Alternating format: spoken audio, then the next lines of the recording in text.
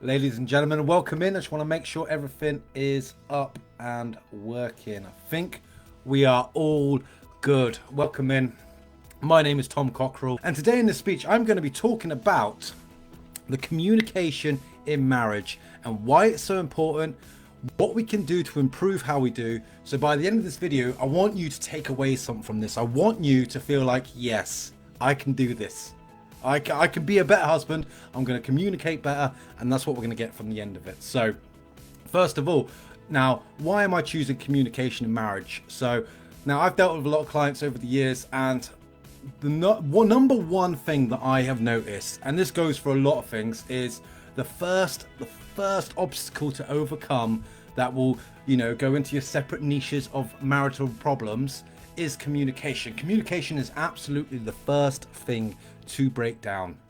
Now, what I mean by that is, for instance, it could be about anything. It could be, you're losing your closeness. Communication will start to crumble. There's something around the house that's annoying you. The communication will crumble. You won't stress your points. She might stress her points. You might not be happy to hear it, and you won't communicate effectively. So this is sort of like the starting point of any sort of breakdown. So I find it is one of the key purposes that I wanted to get with you today, because this is, again, a real big one. Right, so now, husbands here, who can tell me, right, like, how many times have you been communicating, you think you're doing a good job communicating with your wife, and all of a sudden you're in trouble?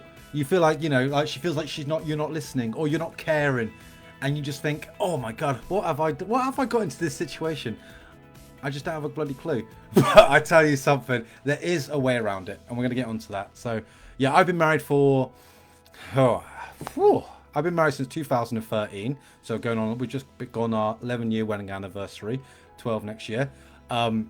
And in that time, I've been on military deployments. I've been with Craig Madden to Afghanistan. You would have seen him earlier. Hello, Craig. I know he'll be watching. He's just done his talk on stress management for fathers. So, yeah, absolutely shout out to that man, because that was a brilliant video to watch.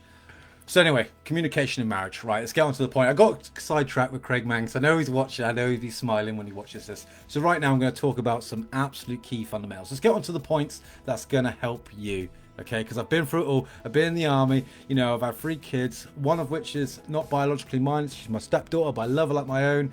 But each of these has come with like problems in our marriage and communication. We have drifted off so far because of me being on constant deployment, out the door all the time. It is an absolute mind fuck, like being in a marriage. It's a massive difference, isn't it? We young lads, the world was so easy. We get married, we become men, and we have someone to care for, someone to love. Then we have children, and now we've got more responsibilities, and it's just so not used to us as the man.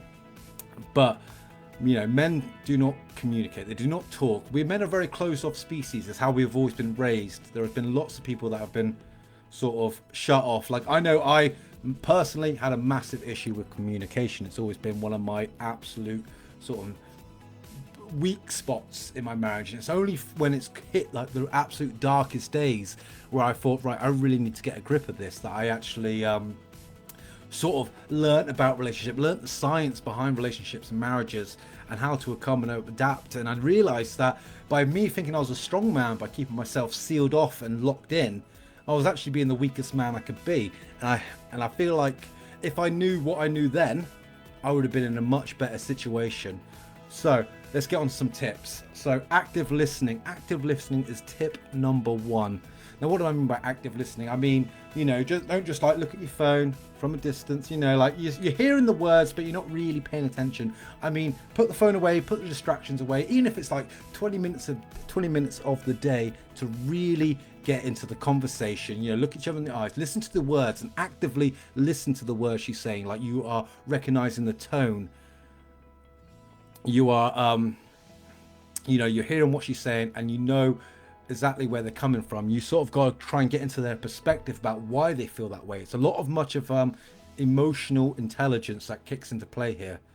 And I can honestly say, like, that alone, it doesn't not happen overnight. It is a skill that is developed over time. And you would think like, oh, listening, that's such an easy skill. But no, the actually true definition of active listening is such a challenge. It is such like a an absolute obstacle to sort of overcome, because because nowadays in life there are so many distractions out there which do keep us out, out of the blue. And going on to tip number 2 is non-verbal communication. And what do I mean by non-verbal communication is your body language expresses everything. If you're like, oh, shut off, locked away, it's not exactly like putting off a great image. Your wife feels like you don't even care. Face towards them, hold their hand while they talk. Get some intimacy in there, whilst you're listening to what they say, while you're practicing your active listening and you're developing that skill. Have your body language welcoming her issues and her points that she has to say, because they're important to her. And even if they're not really that important to you, you've got to make them important to you. That's absolutely bloody key. So how can we sort of apply these into real life sort of scenarios? Well, I would recommend doing regular check-ins with the wife. Now, what I mean by this is, like, for me, like, we have a busy household, we could be at work at different times. We could be, doing our own thing. We've got children, they can all be about, but we always ensure we set time in the day where we, chin off everything, get off everything that's, life has to offer, even if it's, like I said earlier, 20 minutes or whatever you can spare, where you can have a really good conversation, get into each other's sort of roadmaps, as the saying goes, and really know what's going on with your life. Because men, we get far too comfortable. That is our problem. We get married and we think, oh, we can just relax, and in a way we can because we're married, but we have to also be assertive. We have to be key to understanding their point of view, because ladies, they are completely different to us. So, and they do need to be cared for, they do need to be nurtured for. You do need to pay attention and understand what they are going through. So that is definitely a key point there.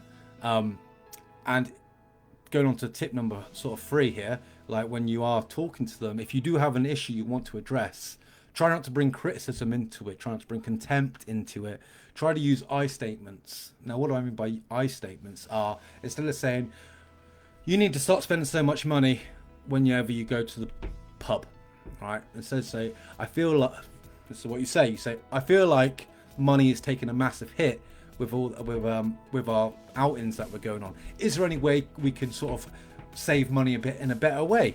It's something so simple, but the purpose of that, the actual meaning behind the saying of that very sentence, brings off a completely different vibe. And I will get onto the whole structure of arguments, because every married person who's watching this, they will have arguments, now, like with their wives. You will have them in the future, because you're married, you're gonna have fights. So I will get on to how to handle a fight a little bit later on, but those I statements are definitely a way that you can really sort of keep control of a conversation without making them feel bad about themselves, but you just feel like it's an issue that needs to be resolved. So I'd recommend using those I statements.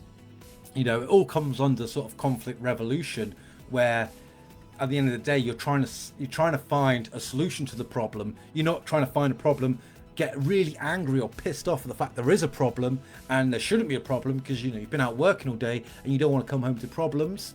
So you're going to focus on having an argument. You want to focus on, right, there is a problem and we're going to find a solution to that problem together as a team, because that is one of my big sort of pillars in life, is marriage and family life. It is in fact like teamwork. Like, you have to unite as a team. Where one falls down, you have to help them get back up. And as men, as I said in the beginning of this video, we are sort of very like, no, I show no weakness. There is absolutely nothing wrong with me. Like, I will not show any sort of emotion. But do you know what? The strongest men out there, they will show that emotion. They will show that sort of caring. They will open themselves up to the wives. So what I said earlier about the structure of an argument. So what they call this in the sort of relationship professional field is the 4 horsemen. We're met by criticism, contempt, followed by defensiveness and stonewalling. So I used an example earlier about criticism. So You need to start tidying up after yourself. The man, let's say that was the wife. Then we go into defensiveness. We'll say, well, hang on, come on, I do normally tidy up myself. I just got in from work and I didn't mean to do that. So, give me a break. Then she'll say, no, you always do that every time. See how it's escalating now? No, you always do that every time. You finish work, you throw your shoes off in the floor, and it creates a mess. You bring the mud in. I'm not happy about it. Again, criticism, criticism, criticism. And as a man, we will always go into that sort of defensiveness of like, no, come on, like, I'm trying to be right here. My stubbornness is taken over. My ego's taken over, rather than listen to the, right, she gets annoyed when I bring mud in from the house. How can I work on that? You go into defensiveness of, no, I've been working all day. I just want to get in. I don't really have time to think about all that. And then we go on to the big one, stonewalling. Now this one is a big one for me, and it probably is going to be a big one for you, because stonewalling happens in marriages, relationships. 80% of the time, it is the man who will stonewall. Now, what do I mean by stonewall? Stonewalling is your psychological barrier. It will pick you up, it will defend you, it will keep you out of the danger zone. And what happens when you stonewall is you're pissed off. Right? You're pissed off. Okay, it happens. All right, and your heart rate will elevate. Elevate right up. You're wound up. You are stressed, and you ain't calming down. So when we stonewall, that is our brain that switches off, and you can't help it. At the end of the day, it's not something you can help. But what you can do, and this has certainly helped me, is that when I've learned this, and I've told the wife that I stonewall when she will have a natter at me, because that's my psychological barrier. That's me going to my fight or flight, and that's me trying to stay calm. Like, I go into this nice little meditative state where I'm wound up. I'm not even looking at anything. I'm just staring into space. It's because it is scientifically proven that our brains will switch off. It will just zone out everything, and we'll go into our own little bubble of sort of like a white noise cloud fog, where nothing outside of our brain right now is going to hurt us. It's not going to attack us, and that is where we feel safe. And like I said, 80% of men in relationships will stonewall. It is our psychological barrier. But I find if you explain this to your wife on a calm day, then she will understand that you're stonewalling. She knows she's not going to get anything out of you. And then she'll understand. She'll give you your space, because there's one thing that's nothing worse than when you're in a fight is when you both get high rate, and then at the point you're not even trying to solve the problem. You're not even trying to find a solution to the problem, whatever the fight is about. You're just trying to win the fight. And when you try and win the fight by essentially being nasty, trying to belittle them, like, you're gonna lose that fight at the end of the day. And and it is heartbreaking, because you know what? We all absolutely do it, ladies and gentlemen. Every single one of us will have a fight, and it's something that is not going to change. Me and my wife, I've been a marriage coach for a while now, and I've helped a lot of people along the way. Me and my wife will have a fight, but how we handle fights now is so much different. She knows if I go quiet and I shut off, she knows just to walk away, calm down, because I'm not going to be listening. She knows I can't help it. She knows the science behind it, and it doesn't matter how much she's wound up with me. She'll just take a break. And that for me is absolutely a big one, is when you are in those big fights, you take a break, because when, like I said, your heart rates get up, it'll be the same for her. Her heart rate will elevate. She'll be trying to win the fight. She might say things she doesn't even mean, she doesn't even care about.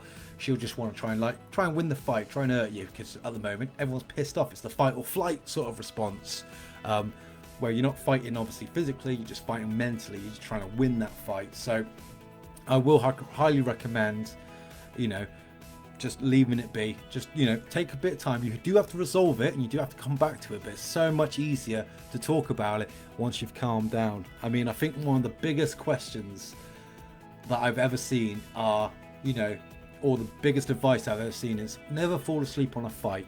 Like that, I've always heard that, always throughout my life. But I tell you something, if you can't fight, you can't calm down, and you're both not even willing to calm down, then have a nap. Okay, have a nap, calm yourself down, and then talk about it. As long as it is talked about and resolved, first thing, you take the time you need, and so let her have the time she needs. If she needs to storm off and go calm down, do not follow her. Just say, right, I'm here if you need me. Come talk to me when you're ready, because that is will be absolutely such a game changer when it comes to fights. Which brings me on to the last part of the fights. We've talked about obviously the criticism, contempt. We've talked about defensiveness, the stonewalling, because that's where we're going to be at now. Now, when one of us tends to calm down, and it might be you, it might be the wife, all dependent on yourself, but they will try a repair point. Now, a repair point is exactly what it says on the tin. It is a point in time where they will make a repair. So I'll bring my own instances, my own story into this. If me and the wife have a fight, I tend to get really pissed off. I stonewall, I go into my own world, and then I'll calm down literally 3-5 minutes. Like whatever the whole point of the argument was, I'm not even interested. I like to get that shit resolved quick. And I'll go up to my wife and I'll make a repair point. A repair point is an attempt to break the tension. It is an attempt to sort of try and break the ice into, like, say, right, this fight is over with, it is time to move forward. Now, for some people, the wife, for instance, her repair point for me, she will look at me and she'll go, like, look at me with like sad eyes. She'll come over for a hug. Now, I'll recognize that as a repair point and I'll give her a hug. Right, that is it. That is the repair point. She is trying to repair it, and I accept it. And if I'm in a thing, I'll do like a goofy little joke. I'll say, oh, I'll talk about the weather or make a joke or something. I'll just bring up a non to the point conversation, say it in a bit of a goofy, happy way, and that'll be my repair point. Now, if the first repair point doesn't work, I'll be like, oh, okay, she's still wound up. I'll give her like 10-15 more minutes, and then I'll come back and I'll do a second repair point, and she'll accept it. She normally does. I normally don't get past 3. If I go past 3, I know something's gone real wrong, but I always tend to do it on the second to third, but never more. And now the people that end up in divorce, they will see the repair points but not acknowledge it. Now I want to talk about someone here that I dealt with, where the husband said wasn't happy about the wife getting her car to get cleaned, and so she said, well, she tried to come up with repair points by finding solutions. Well, like, why don't you help me clean it? Why don't you help me do this? Why don't you help me with it? And he didn't recognize the repair points, and he was like, he made it worse. He tried to say, well, no, I clean my own car. Why should I help you with yours? I don't care if you get sores, if you get things. Like, at the end of the day, it's clean your own car. So he wasn't recognizing the repair points, and that's how you go down the dodgy road of, unfortunately, divorce. Because, like I said, communication is the first thing to break down before anything else comes into it. So, and it is absolutely heartbreaking. I mean, like I said, my marriage has definitely been in some really dark spots in this 11 years of marriage. And I think it was probably about 6 years ago, so in like our fifth, 6th year of marriage, was at the point where it was nearly at divorce. And I think it was only at that point where I was like, oh, no, I'm not happy about this. When you felt like the divorce, it was final, it was coming. That's what I was like, nah, shit's got to change in this household. And I'll tell you something, gentlemen, it is absolutely 100% doable. And I realized as time went on, and like, I'm learning about it, and I know exactly what I did when I did it. Like, I know it is 100% mindset, not just for you, but also for the wife as well. But like, a husband's mindset is definitely more not quite trained into it. So it definitely sort of, they struggle more with it. That's why I believe 70% of divorces are filed by women, because men just aren't really prepared for it. It's such a big change for the mindset. So yeah, that is everything on my talk today. Like, got into it eventually. I was a bit giddy at the start, but hey, I like to enjoy myself. But thank you very much, and big shout out to Steve Ocean here, who organised the event. Again, my name's been Tom Cockerill. I'm a marriage improvement coach. I will be dropping my links. If you do want to have any further questions, you want to get to know more, I'm always happy to help anyone, because at the end of the day, us men have got to help each other. We've got to fucking build each other up. That's what it's all about. So feel free to drop me a message in my DMs or check me out on my social medias. Ladies and gentlemen, thank you very much. Have a good rest of your day, yeah?